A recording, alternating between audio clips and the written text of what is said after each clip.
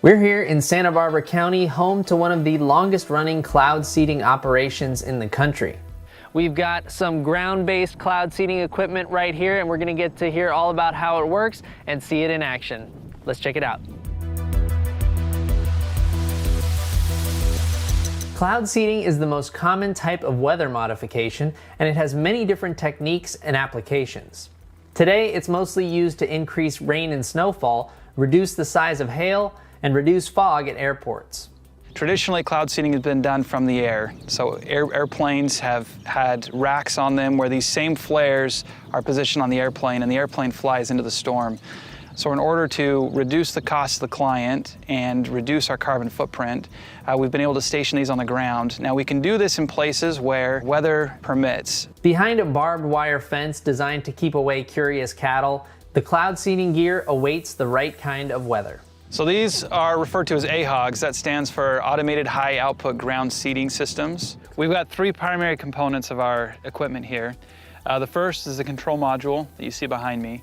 Then we have our actual cloud seeding flares. The cameras for security. It also helps us observe weather conditions in real time and make sure that all of the equipment is operating correctly during a storm. Inside these canisters are the flares with the seeding agents. The canisters are used as spark arresters, so they prevent sparks from reaching the ground.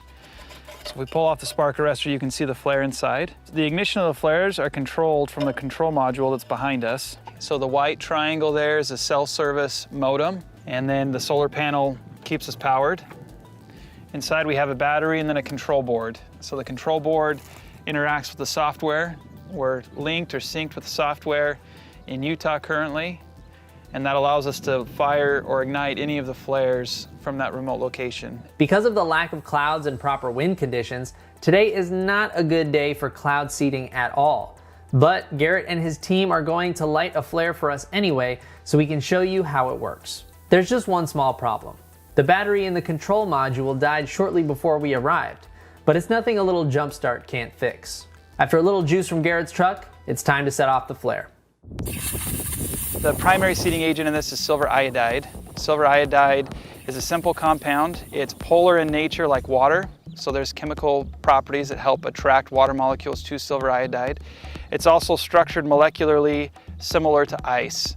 So it helps generate or helps spawn the generation of ice buildup, and then that becomes a hailstone or a snowflake that falls here primarily as rain. So one flare like this has billions and billions of potential sites for that water to congregate around. We'll launch them in sequences. We watch the radar to see when bands of the highest concentration of liquid water are passing above us in the clouds, and we try to target those high concentration pockets in the storm systems. We'll launch between 3 and 20 flares for a typical storm. Once the flare is lit, it takes a little bit of time to carry up into the clouds, and once it's up at the proper elevation, it'll take about 20 minutes to instigate the rain or the snow process. So overall, you're probably looking at about 40 to 45 minutes before you're seeing the maximum result. And that's why we're stationed miles away from our target area. So we have very specific targets that drain directly into major water basins, and we time these events to correlate with rain above those intended targets. One of the biggest questions or most common questions that we receive relates to the safety of silver iodide. Silver is biologically inert, so it will not interact in a negative fashion with plant or animal life. Iodine is actually a critical building block of a number of hormones in animals, so it is safe as well. In fact, if you look at table salt or baby formula, you'll see iodine in its molecular form as an additive in those commonly consumed substances. But what about other potential adverse effects? Could cloud seeding affect communities outside the targeted areas? Sometimes there is a concern about robbing Peter to pay Paul. So are we benefiting California at the expense of Nevada?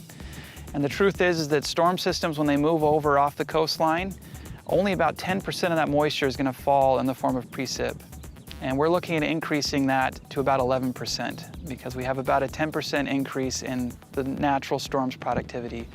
So going from 10% to 11% in California has an insignificant impact on the amount of precip that will still be available in Nevada or Utah. Built into the program are kind of checks to make sure that we don't come across anything negative. When there are high intensity storms, we won't seed. If the reservoirs are full, we won't seed. If the rivers are flowing a lot, maybe near flood capacity, we won't seed. We hope that the conditions that exist right now will turn around and that we will not face the severity of droughts that we're facing, particularly this year. But a number of scientific articles are suggesting otherwise. And as we look into the future, we need to again consider conservation first. So the ability for us is to conserve how we use water and the ways that we store the water.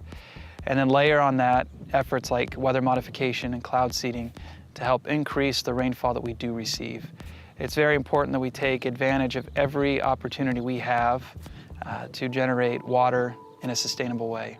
Anybody who's interested in learning more about cloud seeding, I've got links to scientific studies and official reports down in the description. Thank you so much for watching. Hope you enjoyed this video. Please like and subscribe for more. If you want to see more What the Future episodes, check out this playlist right here. Hope this video seeded your imagination. Conserve water. See you next time.